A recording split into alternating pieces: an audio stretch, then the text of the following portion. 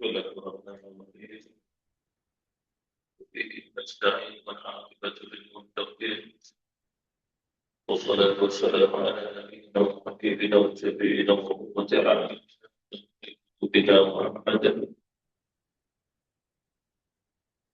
abduhu wa rasuluhu wa nabiyuhu wa sadiqihi wa dinuhu. Amma ba'd. Assalamualaikum warahmatullahi wabarakatuh. Kita lihat sambungan pada muka surat 159. Sambungan ayat adalah ayat yang ke-72. Masih lagi dalam surah Al-A'raf, juzuk yang ke-8. Muka surat 159 ayat yang ke-72. A'udzu billahi minasyaitonir rajim. Bismillahirrahmanirrahim. فأنجيناه والذين معه برحمة منا وقطعنا دابر الذين كذبوا بآياتنا وما كانوا مؤمنين. صدق الله العظيم. فأنجيناه والذين معه, dan kami selamatkan dia yang dimaksudkan dengan Nabi Hud alaihi salatu wassalam,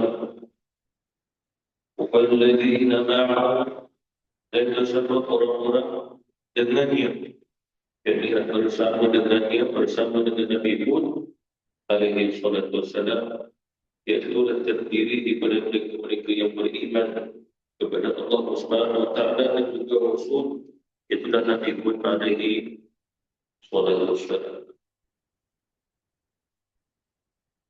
Bi rahmatin minna,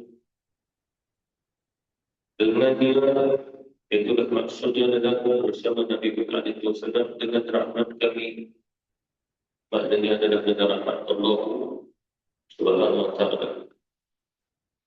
Wa qata'na, dan kami hapuskan dari itulah sehingga pada akar-akar alladzina kadzabu bi ayatina, orang-orang yang mendustakan akan ayat-ayat kami, wa ma kanu mu'minin, dan mereka itu bukanlah orang-orang yang beriman kepada Allah Subhanahu wa taala.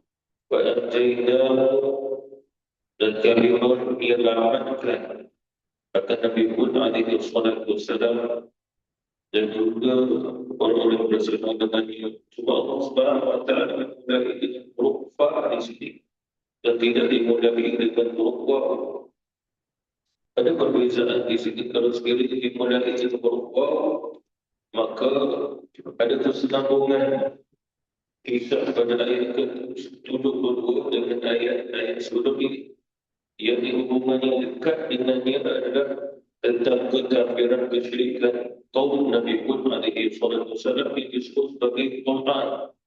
Tetapi di sini Allah Subhanahu wa taala menetapkan pada huruf fa, ini disebut sebagai fa fasahah. Bila dikatakan fa fasahah, maka ini menunjukkan bahawasanya penyelamatan itu secara keseluruhan kepada Nabi Hud dan orang-orang beriman. Kemudian kebinasan keseluruhannya kepada mereka selain daripada Nabi Hud, selain pada orang-orang yang beriman. Maka seluruh mereka yang tidak beriman pada zaman tersebut, seluruh yang dibinasakan. Itu. Walladzina ma'ahu, dan orang-orang yang bersama dengan Nabi Hud alaihi salatu wassalam, maksudnya adalah dari sudutnya akidah, seakidah, sesyariat, seramal dengan amalan-amalan yang telah diajar oleh Nabi Hud alaihi salatu wassalam. Kerana syariatnya itu bermula pada zaman Nabi Nuh alaihi salatu wassalam. Kemudian diteruskan syariat itu pada zaman Nabi Hud alaihi salatu wassalam. Bi rahmatin minna, dengan rahmat daripada kami, menunjukkan bahawasanya rahmat Allah Subhanahu wa taala meliputi segala sesuatu. Tetapi Allah Subhanahu wa taala juga berkehendak Walaupun rahmatnya meliputi segala sesuatu, ada juga yang ditahan sehingga rahmat itu tidak sampai kepada. Sebagaimana contoh rezeki, ada juga yang tidak sampai seperti mana Allah Subhanahu Wa Taala beri kepada hamba yang baik. Orang yang kaya itu rezekinya dilimpahkan kepada Allah. Orang yang miskin tidak demikian. Padahal kaya dan miskin dapat rahmat dari Allah Subhanahu Wa Taala. Sehingga ulama kita ditanya, ini di dalam neraka adakah terdapatnya rahmat Allah Subhanahu Wa Taala? Sedangkan Allah Subhanahu Wa Taala berfirman, "Warahmati wasi'at kulla syai'." Dan rahmatku meliputi segala sesuatu. Syai' itu termasuk juga neraka. Itu Nabi dan Rasulullah wal Jamaah. Jadi persoalannya adakah dalam neraka ada rahmat Allah Subhanahu Wa Taala? Ia berada dengan rahmat Allah, neraka itu ada. Jadi kita akan cuma Allah Subhanahu Wa Taala mewujudkan kita dan neraka dan rahmatnya, lalu dibiarkan neraka itu hidup ada. Maka itu termasuk daripada rahmat Allah Subhanahu Wa Taala. Cuma tentang harta, itu dah mereka yang dianggap di dalamnya tak sampai kepada rahmat Allah Subhanahu Wa Taala sehingga mereka akan merasa harta. Itulah maksud. Seperti mana neraka juga adalah makhluk Allah Subhanahu Wa Taala yang bernyamuk, yang berakal, yang bertasbih, yang bermakrifat dan melaksanakan perintah Allah Subhanahu Wa Taala untuk ada menghukum orang-orang yang kufur kepada Allah Subhanahu Wa Taala. Jadi perbuatan neraka itu sendiri sebagai kepada rahmat Allah Subhanahu Wa Taala. Pada bahagian yang lain, bagi mereka yang memiliki iman, walau iman secara taklidi, ikut-ikut saja, maka dia juga diberi rahmat sehingga dah sampai ke satu waktu, maka mereka dibawa keluar dan dimasukkan ke dalam syurga Allah Subhanahu Wa Taala. Dan begitu juga birahmatin minna, di sudut akidah mengajar kita, walaupun Nabi pun alaihi salatu wassalam seorang Nabi, seorang Rasul, kedudukan yang sangat-sangat tinggi, martabat yang sangat-sangat agung. Akan tetapi Allah Subhanahu Wa Taala menyatakan Allah menyerahkan kepada Nabi pun yang rahmat. Bukan kerana kenabian, Rasulullah dakwahnya, amalnya, dakwahnya, imannya, ilmunya, ma'rifatnya. Tapi kerana rahmat Allah Subhanahu Wa Taala, seperti mana Rasulullah itu mengajar kita ada di antara kami yang masuk surga, mereka yang rahmat Allah Subhanahu Wa Taala.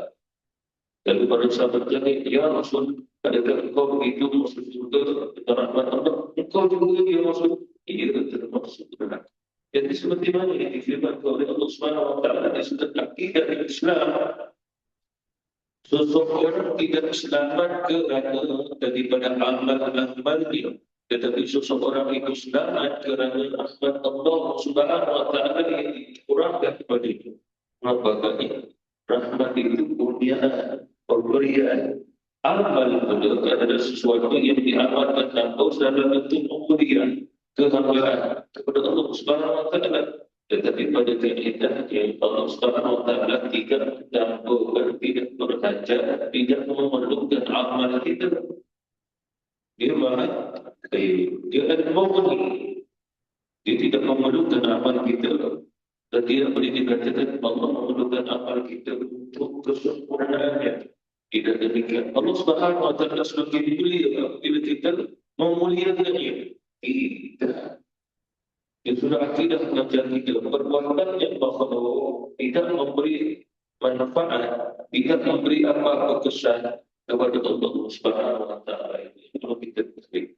Jangan sampai kita beranggapan amal kita dan memberi kesan kepada Allah Subhanahu Wa Taala.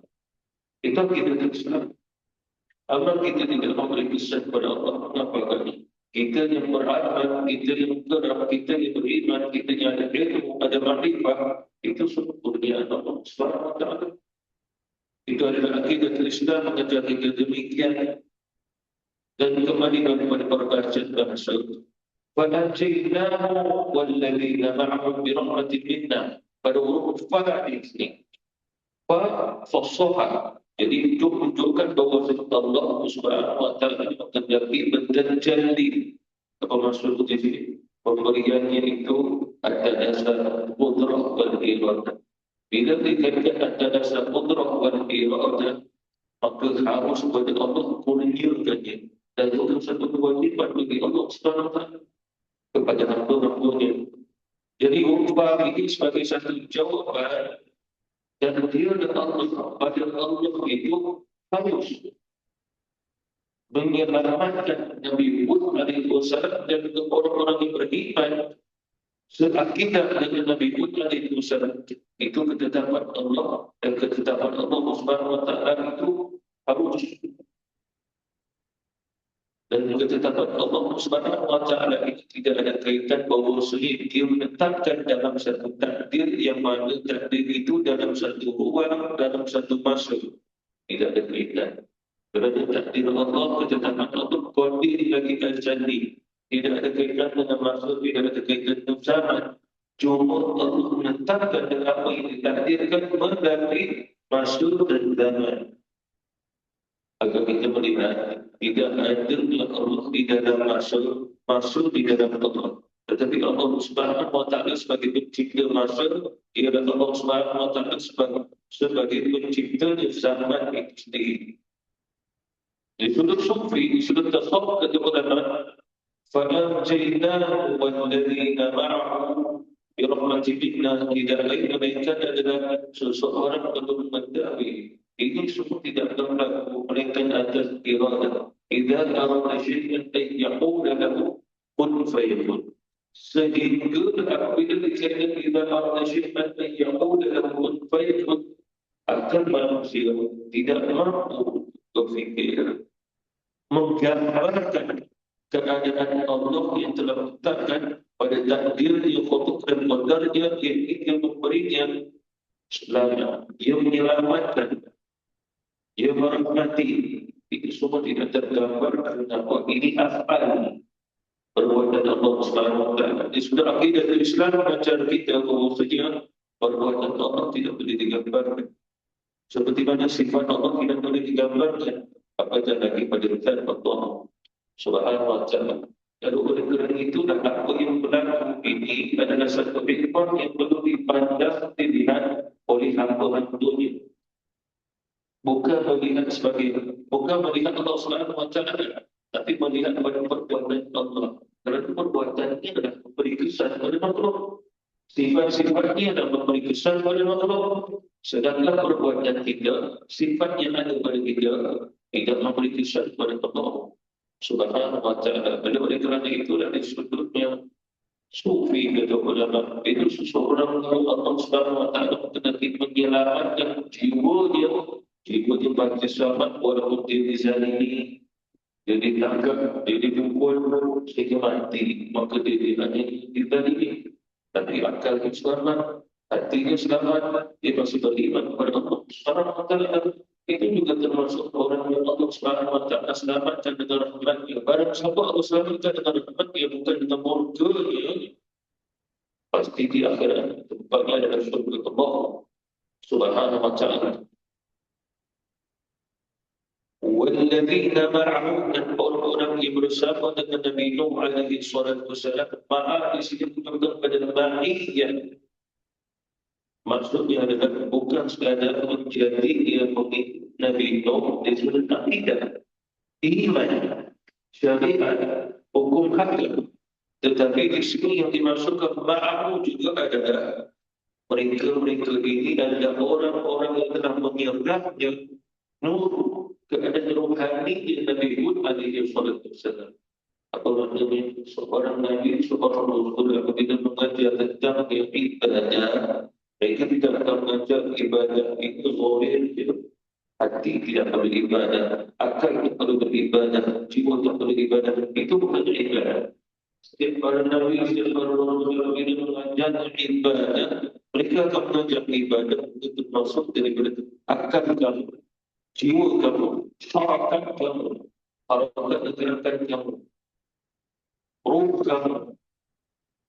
Jadi oleh kerana itu ma'ahu di sini ma'iyah adalah keadaan rohani yang Nabi pun alaihi salatu wasallam juga diikutnya mereka. Apa maksudnya? Ubudiyah pada Nabi Muhammad. Ini sifat-sifat mahmudah Nabi Muhammad alaihi salatu wasallam diambilnya, ditirunya. Sebagaimana kita tidak akan dikatakan sebagai umat bagi Rasulullah, melainkan kita pada zahir dan batin perlu mengikutnya. Uswatun hasanah.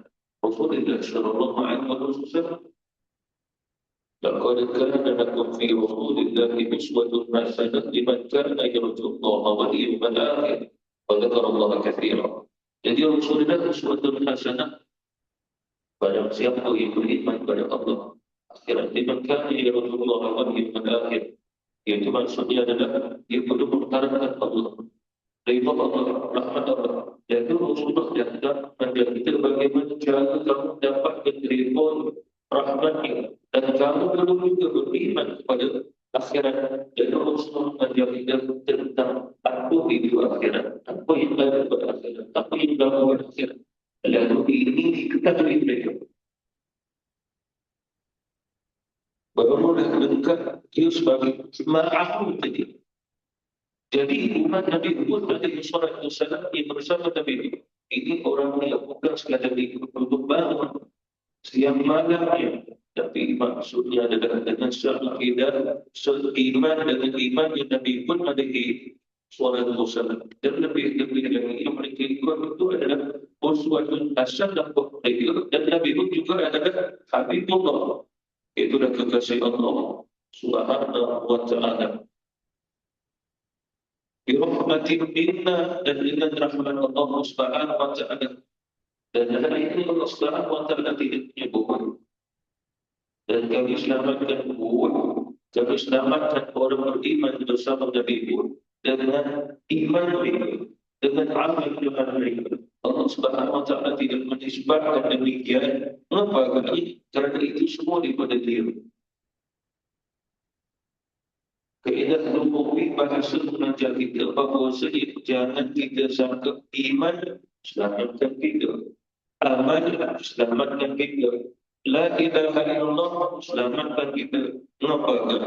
Kerana semua amal tidak dapat memberi yang sesuatu yang menyelamatkan dia di akhirat, bukan dengan amal.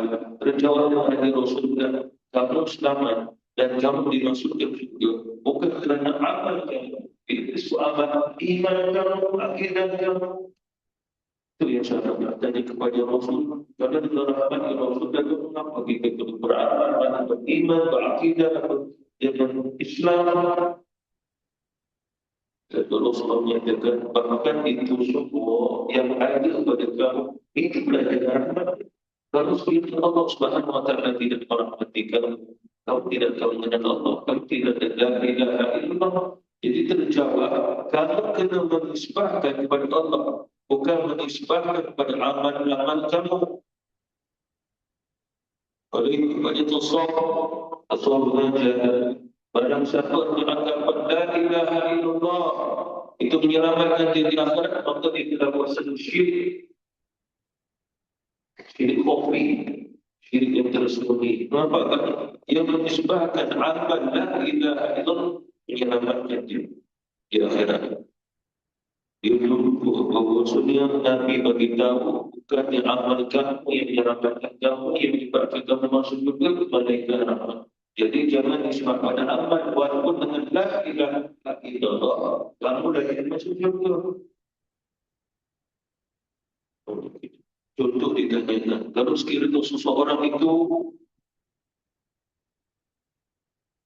diangkat dalam neraka, kemudian dia dibawa keluar, lalu masuk ke dalam syurga. Adakah orang ini masih orang salihin, orang saleh? Itu akidah sunnah wal jamaah mengajar dia masih saleh. Baik. Dia dianggap sebab soalan ini tidak ada, puasa tidak ada, dia dianggap. Cuma soalan ini adalah akhirnya dia dibawa keluar ke syurga. Dia soleh. Jadi soleh ini di mana? Walaupun demikian, dia masih jaga akidahnya agar tidak murtad, dia tidak syirik, dia tidak kafir, itu solehnya. Kebaikannya di mana? Kebaikannya itu. Itu. Itu yang kita sudah menjawab adalah bahwa barang siapa yang tidak solat jadi maka api Allah Nabi ibadah Allah sebab tak solat dan masuk syurga. Mengapa? Kerana ada iman. Jadi iman itu adalah solat yang dia jaga iman sehingga dia tidak syirik, tidak mati kafir. Tetapi walaupun itu kerana kelalaiannya dibiarkan lalu dibiarkan oleh Allah Subhanahu wa ta'ala. Jadi oleh kerana itu daripada ayat itu menjadi akidah kepada kita, kita memerlukan rahmat Allah dan kita tidak memerlukan amal kita. Di mana dulu ada berbagai masalah. Seperti mana bermulanya amal kita dengan Bismillahirrahmanirrahim. Tidak hanya kita memerlukan Allah Ar-Rahman. Inna salati wa nusuki wa mahyaya wa mamati lillahi rabbil alamin. Lillahi rabbil alamin. Lirrahmah al-alamin. Kerana untuk mendapat rahmat bukan segala ada. Itu pada kaidah akidah ada sunnah wal jamaah. Jadi oleh kerana itulah jangan melihat amal walaupun telah amal. Kita beramal dan melihat amal. Seperti mana ulama kita ditanya, kita pernah meninggalkan Allah dan dia kemudian kita pun menggantikannya. Ia cuma disuruh hukum. Barang siapa yang tertidur, barang siapa yang terlupa, lalu ditinggal, dia telah tinggal solat. Lalu kata Rasulullah, maka hendaklah dia bangun mendirikan solatnya. Itu disebut solat ganti, mogok solat. Apa maknanya? Kita terlupa. Lalu kita pun dah terlupa waktu dah habis. Kita pun solat bukan dalam waktunya, bukan bila, tapi pada waktunya. Maka solat kita diberikan mogokan ataupun ganti. Itu kaedah fiqh. Jadi kita dah disahkan di ulama-ulama fiqh kita Hanafi ke Syafi'i ke Maliki semua sepakat itu wajib ganti sepakat tidak ada sunat ganti. Yang dikhilaf kepada ulama-ulama adalah bila masuk waktu solat kita tahu dia sedar bukan lupa tapi dia tak mau solat. Dia tahu dibiarkan waktu itu langsung sambil ada sampai di waktu. Dia tidak mau solat. Ini tidak ulama. Sebagai ulama kata masih wajib ganti, tapi hukum ini adalah kias kepada hukum yang pertama. Kaedah itu. Sebagai ulama kata yang ini tidak ada hukum kias. Bila tidak ada hukum kias, tak wajib ganti. Boleh, seperti ganti mana tak perlu solat kalau memang biar itu. Tapi itu aku yang perlu buat sebab solat ini dah kurang. Kosong dalam itu. Daripada 4, 1 kosong. Ini sengaja tinggal ni. Sebagai ulama kata ganti aja. Itu kias. Sebagai ulama kata ganti pun tidak sah. Sebagai lagi kata ulama sunat aja ganti. Sebagai ulama kata walaupun ganti, kamu jangan minta pahala untuk solat kamu. Kamu minta rahmat dia. Apa maksudnya? Ini waktu kamu sengaja tinggal. Lalu kamu pun menggantikannya. Bila kamu dah ganti, kamu jangan mohon minta pahala solat yang kamu buat. Sebab nanti kamu dah sengaja tinggal. Lalu kata ulama, kamu minta rahmat dia. Kalau kamu nak minta pahala, seolah-olah perbuatan kamu betul. Padahal sudah syariat sama. Mana boleh dibiarkan itu? Mereka atas sebab-sebab tertentu. Ini sengaja namanya. Jadi kita dah nampak kat sini. Ya Allah minta. Pada itu semua rahmat Allah Subhanahu wa ta'ala. وَقَطَعْنَا دَابِرَ الَّذِينَ كَذَّبُوا بِآيَاتِنَا. Dan kami membinasakan di sini sehingga ke akar umbi. Maksud akar umbi di sini adalah sampai asal muasal usul keturunan mereka semua yang tak beriman semua binasa. Kalau dikatakan mereka dari 1000 tahun, ia binasa. Dan di sini tidak ada lagi ihsan daripada Allah. Bagaimana boleh bicara tidak ada lagi. Pada Allah Subhanahu Wa Taala menghukum mereka sehingga mereka dihukum dibinasa kepada Allah dan kami akhir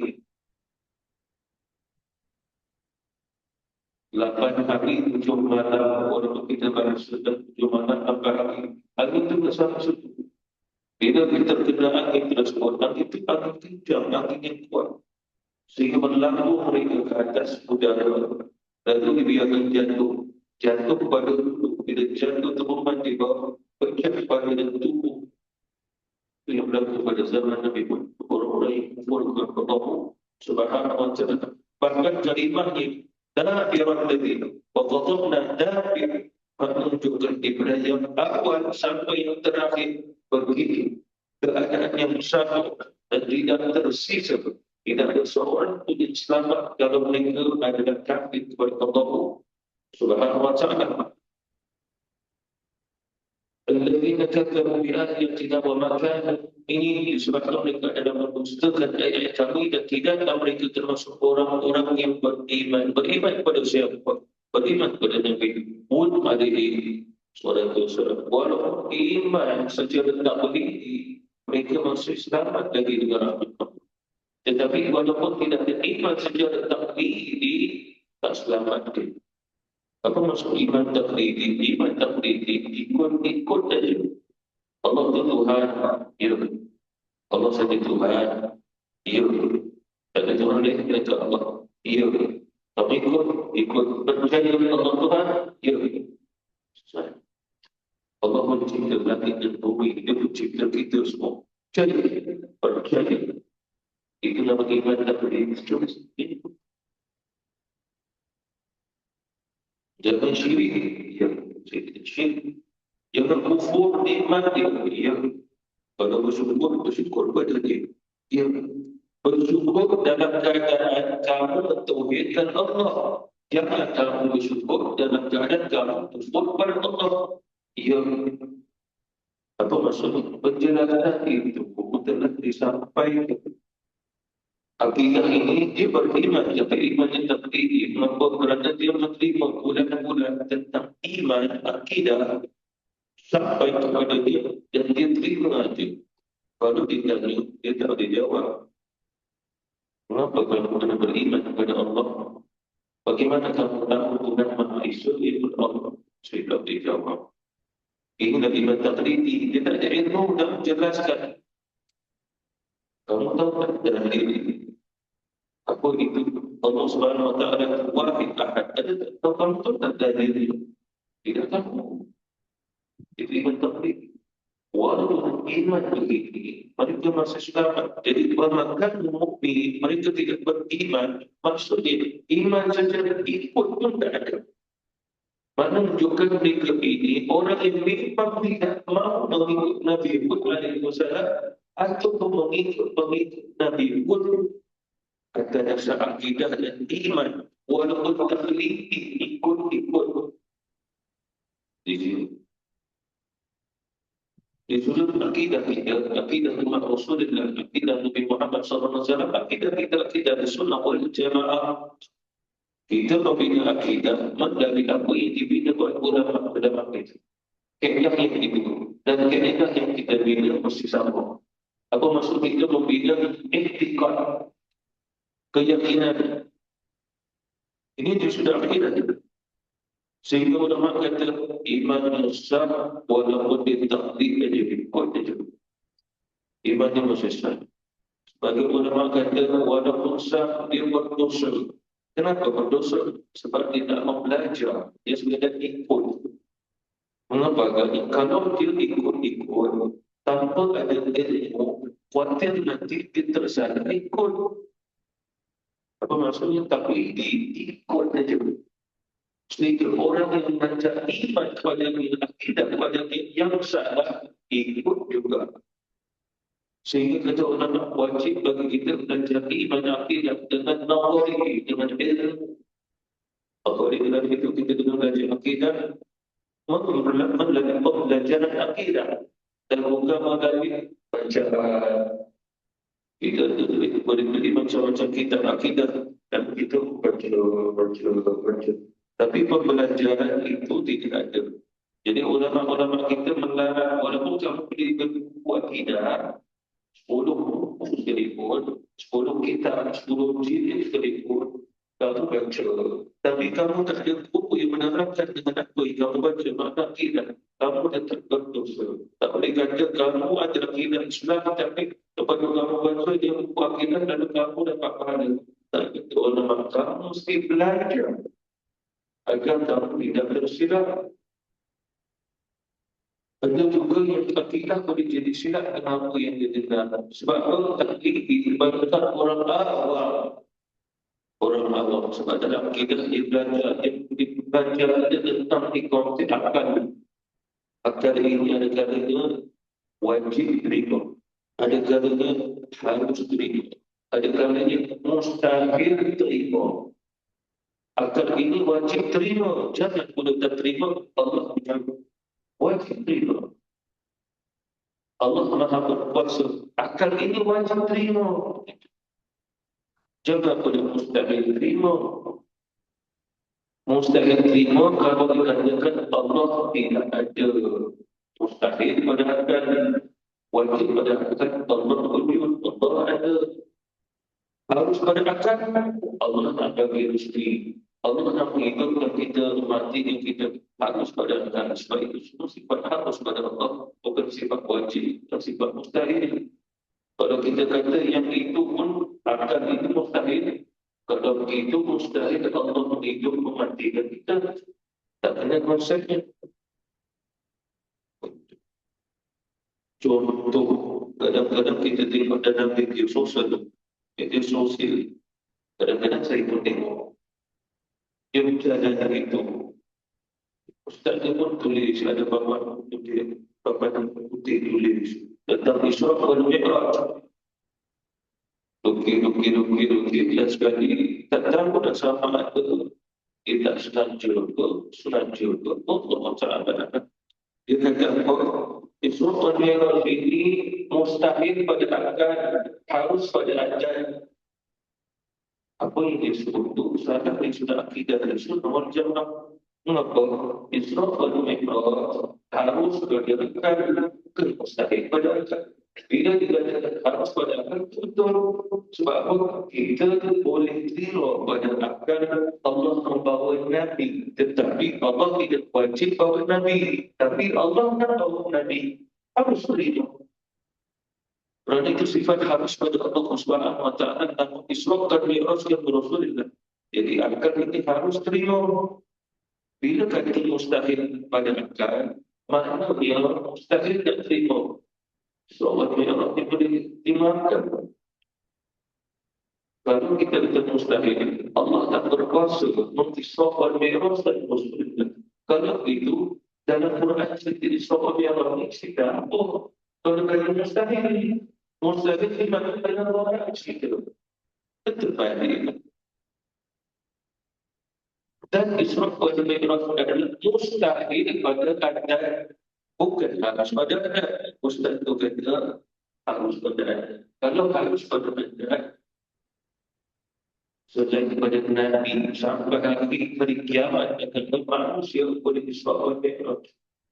Kerana dia harus beradat. Apa maksud adat? Adat kan hari ini adalah manusia hidup. Contoh, lazimnya manusia dia makan secara adat waktu kenyang. Itu adat. Adat pada api sifat itu panas. Lazimnya itu. Sebab kita tak pernah lupa lagi api yang sejuk, melainkan api yang itu di air. Pegang pada tulisan tak ada sebatas. Kita kata api panas. Itu maksud adat tadi. Tetapi kalau sekali Isra wal Mi'raj itu harus pada adat, maknanya manusia kalau buat satu pesawat yang canggih, dia boleh naik sampai ke langit, naik lagi sampai Siratul Muntaha, sampai ke Rafah Mustawah. Jadi apa maknanya? Jadi kita sendiri kalau tak mendalami, tak belajar akidah, kita pun baca kita terima kata Ustaz. Itu dah satu contoh. Contoh belajar dan tak belajar. Yang tak belajar terima je pada masalah ini sudah akidah Islam. Selain daripada itulah, selain daripada iman yang tak teliti, kita kena menjadi orang yang iman. Kita mesti ada ilmu yakin. Keyakinan didasari dengan ilmu. Iman didasari dengan ilmu. Jangan kita sekadar beriman, ilmu tidak ada. Itu jadi tak teliti kan, kita teliti itu ikut-ikut saja. Tanpa ada dalil, tanpa ada hujah, tanpa istidlal, tanpa ada ilmu. Jadi tak ada yang ini lah. Bahagi seperti mana contoh yang saya berikan tadi. Ikut saja. Bagaimana contoh sebelum saya beritahu, kita dah belajar akidah. Belajar iya. Tetapi kena belajar lagi. Sehingga ulama kita kata Allah itu wujud.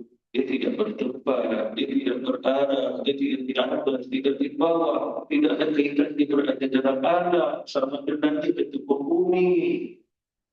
Kita kena terima itu Allah Ta'ala. Tuhan kita tidak ada kaitan bertempat. Kemudian satu video, Ustaz itu bawa ayat ini, bawa hujah ini. Allah wa huwa fis sama, dia berada di atas langit. Ar-Rahmanu 'ala al-'arsy istawa, dia bersemayam di antara, dia di atas sana. Dengan hujah, dengan dalil, akhirnya kita berterima. Jadi ilmu yang kita belajar dari mana? Ini. Kenapa? Kerana kita belajar Allah SWT bukan di langit, bukan di bumi, tanpa hujah dan dalil. Sebab yang itu tak ada. Yang ini pula belajar ada hujah dan dalil. Tapi walaupun hujah dan dalil, kaedah kita ada sunnah wal jamaah pada yang terangkan. Salah. Itulah kita nampak. Aku belum mendalami akidah. Kerana kalau kita saudara, dia bergantung pada ma'rifah akidah. Kita puasa bergantung dengan ilmu kita pada ma'rifah akidah. Seperti mana seseorang itu mengenal Allah berdasarkan ma'rifah. Ma'rifah orang awal. Seperti mana contoh Allah Subhanahu wa taala berfirman, ya ayyuhalladzina amanu taqullaha wa tanzur nafsun ma qaddamat lighad. Ya ayyuhalladzina amanu taqullaha wa la tanzur nafsun ma qaddamat lighad. Wahai orang beriman, bertakwalah kepada Allah dan kamu kena pandang dengan ilmu apa yang kamu akan bawa di sebalik akhirat. Amanah-amanah yang perlu kamu lakukan. Lalu bagi orang yang tak boleh ikut-ikut, soalannya bagaimana nak faham ayat ini dan apa yang perlu dia bawa? Kalau dia jadi ikut-ikut dia. Golongan yang kedua belajar. Bila dia belajar, dia dapat ilmu yakin. Dia sudah ilmu, kita kena solat bagi betul, puasa bagi betul, bagi sah, solat dan puasa dengan ilmu yang kita pelajari, moga-moga inilah berkaitan dengan keadaan. Bagi mereka yang makrifahnya pada ilmu yakin, maknanya adalah kepada ilmu. Mata tidak melihat iman cukup. Dengan muraqabah, dengan musyahadah, lalu mereka lebih memahami apa yang perlu disediakan kepada Allah di sana. Keikhlasan, tawadhu, sifat ubudiyah. Seseorang yang dah sampai hakul yakin, ini hak menunjukkan keyakinan iman yang teguh, sangat-sangat dalam ma'rifatnya, sangat-sangat tinggi dengan ma'rifatnya. Dan dia mengatakan bahawa yang perlu aku bawa esok hari tidak ada melainkan aku perlu bersama Allah sentiasa pada nyawa, pada jiwa, tanpa melihat pada apa. Itu pada ma'rifat. Barulah kita nampak mengapa aku perlu belajar agar aku berpeluang masuk syurga walaupun iman itu sekadar iman sekian. Jadi ayat itu Allah Subhanahu wa taala menjelaskan wa ma kana mu'minin. Jadi iman yang kecil, sejarah iman sebesar zarah pun Itu yang kata Rasulullah, seseorang itu masih dapat masuk surga walaupun iman yang sebesar zarah. Dia dianggap, kalau dia akan keluar. Kemungkinan iman yang sebesar itu datang maksud syafaat dia dan masuk surga. Tapi yang ini kisah manusia 1000 tahun yang seribu itu yang menyebabkan mereka rugi di akhirat. Kerana apa? Allah telah ada depan mata mereka seorang Nabi, seorang Rasul, orang soleh datang mereka tolak. Waladzina kadzabu bi ayatina wa ma kanu mu'minin. Jadi akhir mereka dibinasa oleh Allah di atas dunia dan sekolah mereka kekal di akhirat selama-lamanya dalam neraka. Wallahu ta'ala a'lam billahi taufiq wal hidayah. Wassalamualaikum warahmatullahi wabarakatuh.